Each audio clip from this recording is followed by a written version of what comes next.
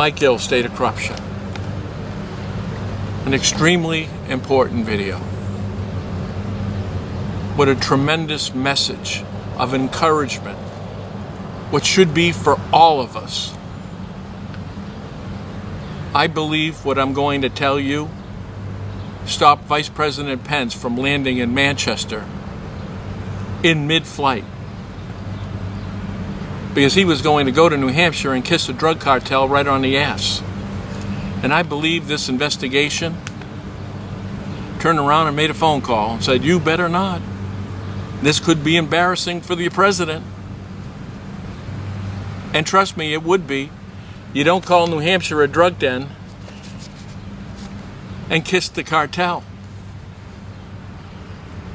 Now, I've given you pieces. I've showed you recently keys to the vault, where to get their money, where to find them all. Now, I'm going to tell you the results. Let's start by saying TIGTA, TIDCA. What is TIDCA? It's the Treasury Inspector General Tax Administration, the Department of the Treasury. Now, what you have to do is understand who they are and what they do. What they do is their internal affairs, overseeing and watching the IRS, who are filthy and corrupt and using extortion from the deep state and these criminal organizations and networks to extort their enemies. I'll go on. This came from, what you're going to see is a case number. A case number. Now, how many of you heard me ask for the FBI previously with TIDCA? Each and every time, I want a case number. You know what we've got in 12 years? You know how many case numbers? 0. Not once. You know why? They can't give you a case number because the evidence is absolute and obvious. They give you a case number, they'd have to explain that they investigated and not find something. Thus, you don't get a case number. I worked with TIDCA for 4 years. Remember Tom Morley? I'm going to remind you in a minute. And suddenly, Monday, we get a case number. You get to see it. And not just any case number. Case number 1906-0489. We got it from Susan Motes, Special Agent in charge of Internal Affairs. The top person with a case number, and they're even saying, here's a phone number, which I'll be using, a fax line, which I'll be sending the evidence again, that I've already given them, but I'm going to disclose to you again. But think the importance of this is, they're not going to give me a case number if they've already know what I have, how it impacts, enough that it might have just stopped an airplane in mid-flight. Well, let's think about this. The information I'm going to give to TIDCA again. Remember Tom Morley I worked for 4 years? You remember that phone call we recorded? Now, Miss Motes is going to get that recording and transcript, and I'm going to show you them both. I said nothing, I did nothing. He forgot to hang up the phone. He's talking to Tim Campus, one of the directors of TIDCA. I'm going to tell him we have a plant in his office. Good times, Tim. This is going to be your case. I'm going to call him, Chris, and I'm going to tell him, like, we have a plant, we have an undercover here. Oh, and they did. Brian Toomey, Isaac Crane, and you know who their contacts were? Attorney Bill Shaheen. Deep State, wife of Senator Jean Shaheen, who's been cited multiple times for targeting enemies with the IRS. Right, there's the connection. What else does he do? Oh, he's the head of this network of corruption that protects the largest drug cartel in this country. wait a minute. So think about this. If they investigate Titka, they listen to that recording, they're also going to see the mail that Agent Morley set up an accountant who just happens to be named Curtis Morley. Remember? Morley and Morley? But he wasn't my accountant. He was just intercepting all my mail from the IRS. Right. They were keeping it all quiet. They were leveraging me for years. Instead of investigating, they were covering it up, and they were working under Shaheen and Alex Walker, protecting the banking department. All right, now let's think here now. Let's see what we got. What does it mean? Let's translate. Case number. We already know it's totally corrupt. Titka's going to find Titka. But we've got the top dog. Remember the head of the FBI in 5 states, Joseph Bonifatola? Right. His title was Special Agent in Charge. So's hers. Top person. Meaning she's accountable. They're not going to give you the top person, give you a case number, and be unaccountable. They use buffers for that.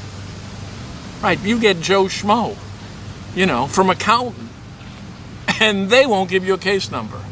Okay, now let's think what we have now.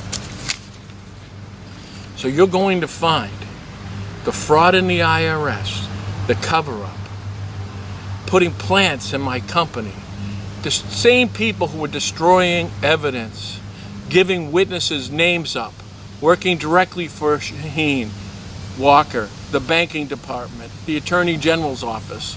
You see the contagion of corruption that we're getting? That's right. So let's put it together. If you get the IRS, you get the people in charge who instructed the corruption and the extortion. And we know the IRS is on the settlement offer. Well, let's go back to the settlement. Department of Revenue. The same people who auctioned off my head to the head of the drug cartel, Dick Aganos, on a forged tax return. You get the IRS, I didn't owe them any money, which is what the IRS is guilty of, partly. So we get the DRA. Well, wait a minute, who covered up for the DRA to try to change my tax status? That's the New Hampshire Banking Department. Right, and they were both defended corruptly, working with those same witnesses, Toomey, Aaron Day, Isa Crane. We've got witnesses. Now think about this. That means we've got the Attorney General's office, the same entity in your state that makes these judges and makes the departments within your states. And they leverage you with licensing. They steal money from the states, and that includes family courts. Where do you think these judges come from but those AG's office and those corrupt law firms? You get it?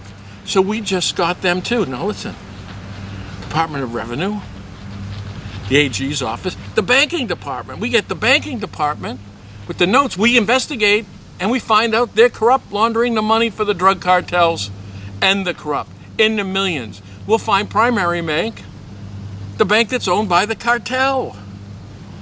See, so look what we got here.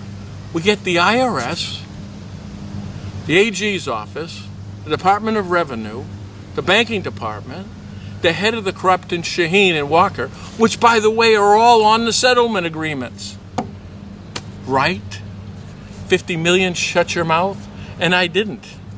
And we danced these many years. And this is where we are. Because I don't quit. You gotta kill me. And they tried. And the FBI, we didn't forget about you. You've had this evidence. And you protected them all.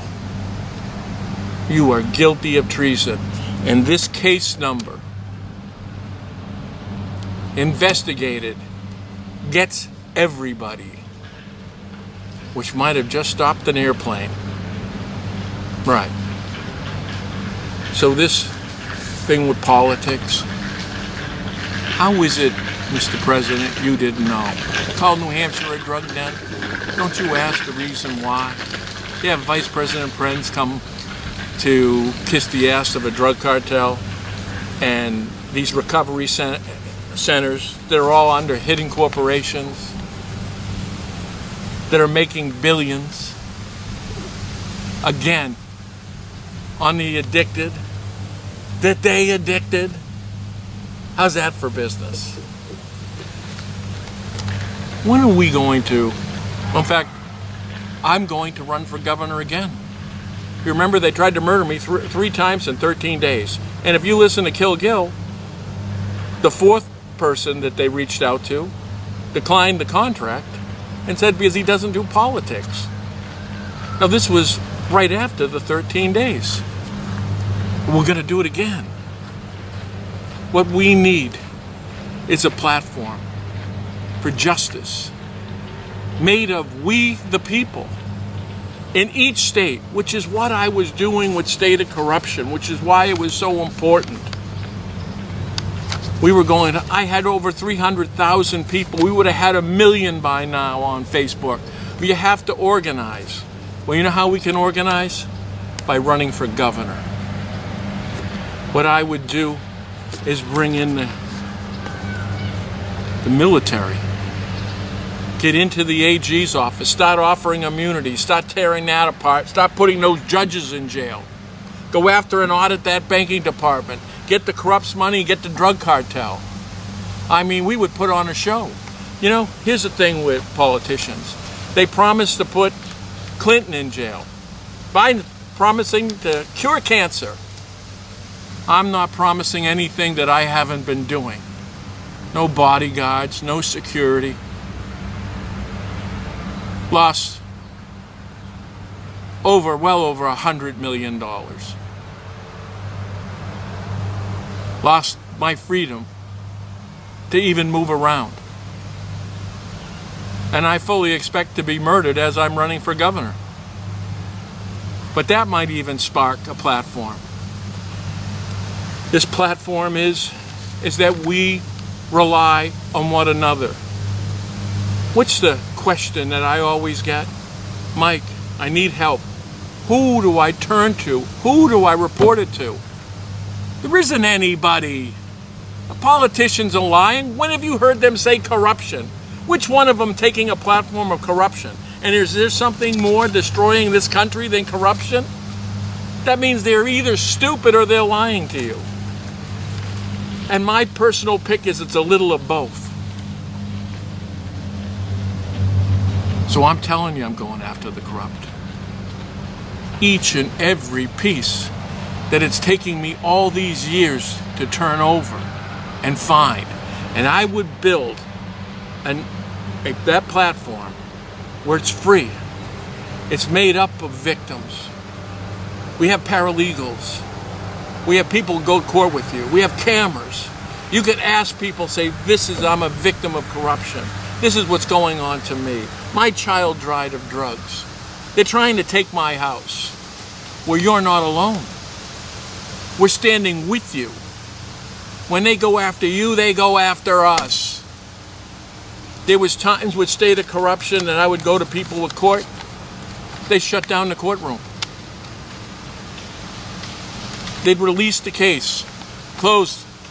Even in the mention of my name, even in the mention of that camera, they were panicking. It was working, which is why they shut down State of Corruption, and they did try to kill me. Well, a platform we could go is by being a governor. And not just a governor in New Hampshire.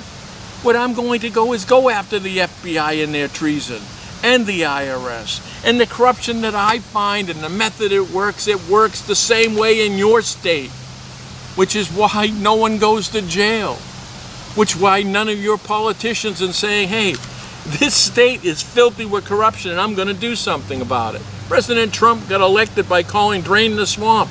Well, we're drowning in the swamp, aren't we? You think it's gotten better? It hasn't. All we are is a bunch of divided sheep. Race, religion, politics, so easily distracted and so easily frightened. Well, I'm not afraid. You're going to hear the truth. If no one else is telling you the truth, Google corruption platforms. You'll hear a whistleblower here, you know, before they murder them. But you don't see any organizations, no politicians standing on a platform of corruption. What, are we all stupid? Or are we all that scared? Well, that's exactly what I'm standing on, and that's exactly what I'm going to do. And I'm going to run for governor. And I'm going to ask Sununu, what about that money you took from those terrorist groups? What about that banking department that's laundering money? What about that AG that you appointed is covering up these departments within the state, using those corrupt attorneys? What about those? Then I'll run against the Shaheen candidate. How is it that you're covering for drug cartels and been doing so for years, and that you have hidden corporations and ownerships and are the agents of these cartels that are the largest landowners, developers in the state? Right. Your skyline isn't just in Miami built with cocaine. Your skylines are built with corruption and drugs. For one time. Maybe one time only. Because when they sue you for $274 million, you know what that is? You know, no witnesses, no evidence. You got state troopers, you got politicians, you got senators, you got judges. Can't use them. Right. We're going to threaten them. But you have the ability of us. It's left to us. Nobody else. I'll be putting out more information about running for governor, because I am going to be needing your help to spread the word. And it doesn't matter if you're from another state. This is a national movement. I want your help to getting the word out. And to the people within the state who work for the police department, who work for the courts, the banking commission, the DRA. You know I'm telling the truth. You know you're some of the people who have given me the best evidence. You can vote, even if you're scared. You don't want to come forward. You don't want to be public. You're afraid for your life. You can vote. Aren't you sick of what's happening to your friends, your brothers, your sisters, your fathers, your mothers? I want you to reach in to your morality, to what makes us Americans and good people, and turn around and vote.